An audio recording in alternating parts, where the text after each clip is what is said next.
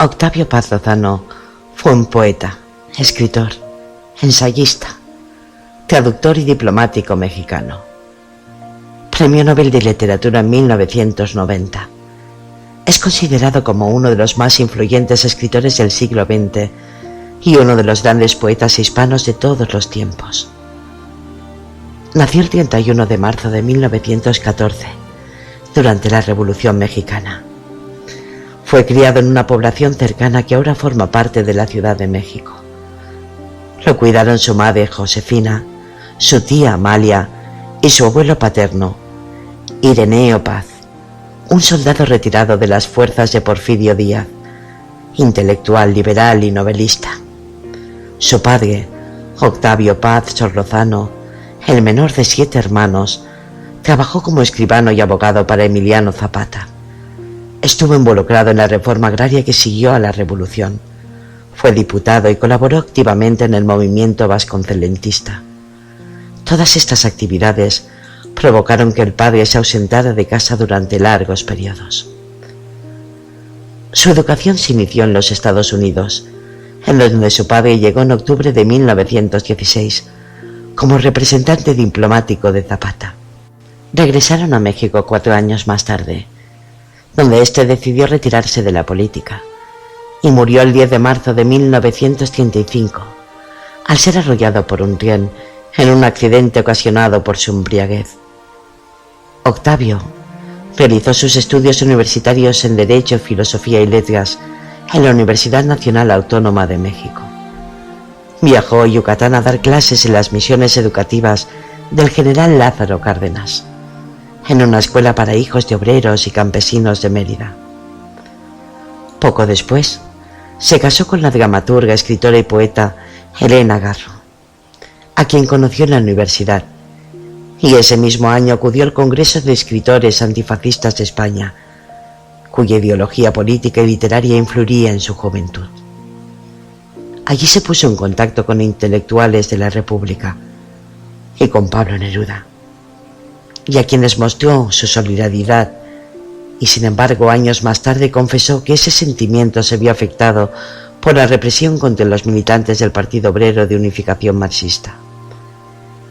Tiempo más tarde, tuvo a su única hija, Laura Elena, y en 1950 la pareja acabó divorciándose. En esta etapa comenzó a escribir Entre la piedra y la flor, poemas sobre la dramática explotación del campo y el campesino yucateco. Su segunda pareja, Bona, convivió con Octavio hasta el año 1965. En este periodo fue embajador de México en la India. Un tiempo más tarde se casó con la francesa Marie-José, quien fue su compañera hasta el final de sus días. Recibió una beca con la cual siguió sus estudios en Estados Unidos. 2 años después comenzó a servir como diplomático y fue destinado a Francia, donde a través del poeta Benjamin Peret conoce a André Breton. Fue parte del movimiento surrealista francés, haciéndose amigo de Albert Camus y de otros intelectuales europeos del París de la posguerra, quienes influyeron en su obra literaria hasta el punto de alejarse de la ideología marxista. Durante esta estancia publicó El laberinto de la soledad, un innovador ensayo antropológico sobre los pensamientos y la identidad mexicana. Octavio tuvo una participación muy estrecha en la fundación de la Revista Mexicana de Literatura, influenciada políticamente con la idea de la llamada Tercera Vía, que significaba ni con la izquierda ni con la derecha. Esta idea venía de París, y con León Blum, años más tarde, haría su regreso a Europa. Estaba en Nueva Delhi cuando tuvo lugar la masacre de Tlatelolco, como parte del movimiento de 1968 en México. En señal de protesta contra estos lamentables sucesos que empañaron la celebración de los Juegos Olímpicos, renunció a su cargo de embajador, dejando patentes sus diferencias con el gobierno de Gustavo Díaz Ordaz. Fue el único intelectual que se atrevió a hacerlo. Bajo la presidencia de Luis Echevarría, un poco con esa idea de redescubrir los valores liberales y democráticos en la sociedad mexicana, fundaría la revista Plural, elegante fusión de literatura y política, y que dirigiría hasta su desaparición en 1976. El mismo Octavio, a diferencia de otros escritores intelectuales mexicanos, no tardó en retirarle el apoyo al presidente Echevarría, una vez que éste demostró su escasa voluntad de aclarar las matanzas de 1968 y la de San Cosme, el llamado Jueves de Corpus, en 1971, en donde hubo una represión brutal contra la protesta estudiantil. Tanto en esta revista como en Vuelta, fundada ese mismo año de 1976 y donde la influencia del liberalismo sería fundamental, reflejando la reconciliación del escritor con esta corriente de pensamiento, Octavio denunció las violaciones a los derechos humanos de los regímenes comunistas. Esto le dejó mucha animosidad de parte de la izquierda latinoamericana y de parte de los universitarios. Por ese momento, Octavio declaró: en México, antes había sido visto con sospecha y recelo.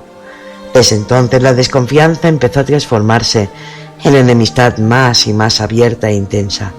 Pero en aquellos días yo no me imaginaba que los vituperios iban a acompañarme años y años, hasta ahora. En 1998, Octavio fallece en la casa de Alvarado, México.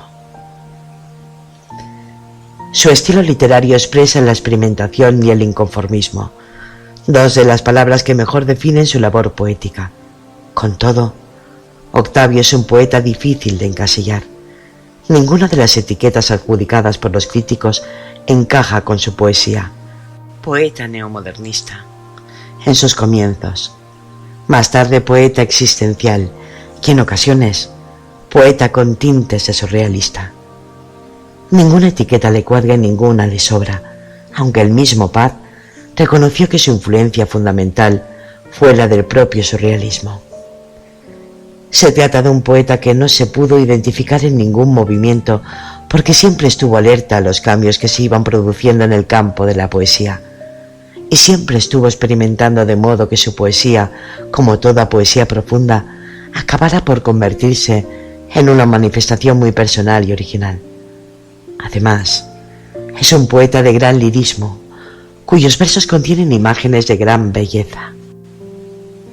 Después de la preocupación social, presente en sus primeros libros, comenzó a tratar temas de raíz existencial, como la soledad y la incomunicación.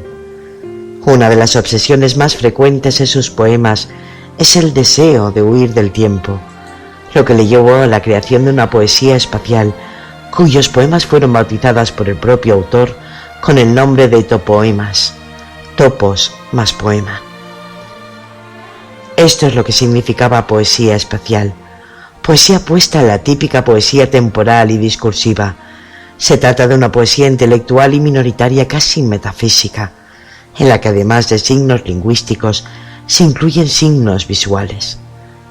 En los topoemas, igual que ocurría en la poesía de los movimientos de vanguardia, se le da la importancia al poder sugerente y expresivo de las imágenes plásticas. No cabe duda de que en la última poesía de Paz hay bastante de esoterismo, pero al margen de ello, toda su poesía anterior destaca por su lirismo y por el sentido de substantación que el autor da a las palabras. Toca tu desnudez en la del agua. Desnúdate de ti. Llueve en ti misma. Mira tus piernas como dos arroyos. Mira tu cuerpo como un largo río. Son dos islas gemelas tus dos pechos. En la noche, tu sexo es una estrella.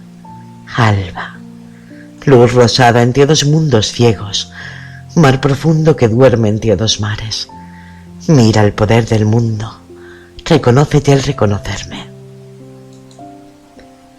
Su pensamiento político e histórico se ve reflejado en el discurso que dio en el banquete cuando recibió el Premio Nobel de Literatura en 1990. Vivimos no solo el fin del siglo, sino de un periodo histórico. ¿Qué nacerá del derrumbe de las ideologías? ¿Amanece una era de concordia universal y de libertad para todos? ¿O regresarán las idolatrías triviales y los fanáticos religiosos con su cauda de discordias y tiranías? Las poderosas democracias que han conquistado la abundancia en la libertad serán menos egoístas y más comprensivas con las naciones desposeídas. Aprenderán a éstas a desconfiar de los doctrinarios violentos que las han llevado al fracaso.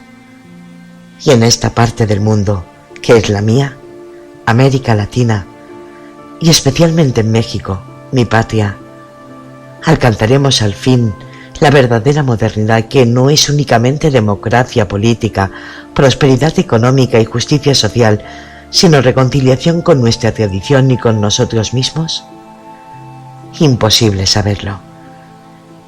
El pasado reciente nos enseña que nadie tiene las llaves de la historia. El siglo se cierra con muchos interrogantes. Algo sabemos, sin embargo. La vida en nuestro planeta corre graves riesgos. Nuestro reflexivo culto al progreso y a los avances mismos de nuestra lucha por dominar a la naturaleza se ha convertido en una carrera suicida. En el momento en que comenzamos a descifrar los secretos de las galaxias y de las partículas atómicas, los enigmas de la biología molecular y los del origen de la vida, hemos herido en su centro a la naturaleza. Por esto, cualquiera que sean las formas de organización política y social que adopten las naciones, la cuestión más inmediata y apremiante es la supervivencia del medio natural. Defender a la naturaleza es defender a los hombres. Al finalizar el siglo, hemos descubierto que somos parte de un inmenso sistema, conjunto de sistemas, que va de las plantas y los animales a las células, las moléculas, los átomos y las estrellas.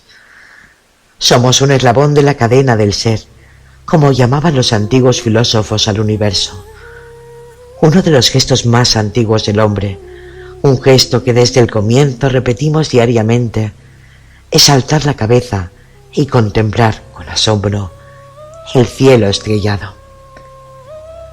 Casi siempre esta contemplación termina con un sentimiento de fraternidad con el universo.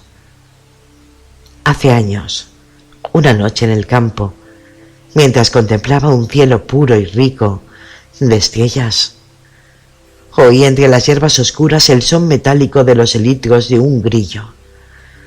Había una extraña correspondencia entre la palpitación nocturna del firmamento y la musiquilla del insecto. Y escribí estas líneas: es grande el cielo, y arriba siembran mundos. Imperturbable, prosigue en tanta noche el grillo Verbeki. Estrellas, colinas, nubes, árboles, pájaros, grillos, hombres, cada uno en su mundo, cada uno un mundo, y no obstante, todos esos mundos se corresponden. Solo si se renace entre nosotros el sentimiento de hermandad con la naturaleza, podremos defender la vida. No es imposible. Fraternidad es una palabra que pertenece por igual a la tradición liberal y a la socialista, a la científica y a la religiosa. Alzo mi copa, otro antiguo gesto de fraternidad, y brindo por la salud, la aventura y la prosperidad.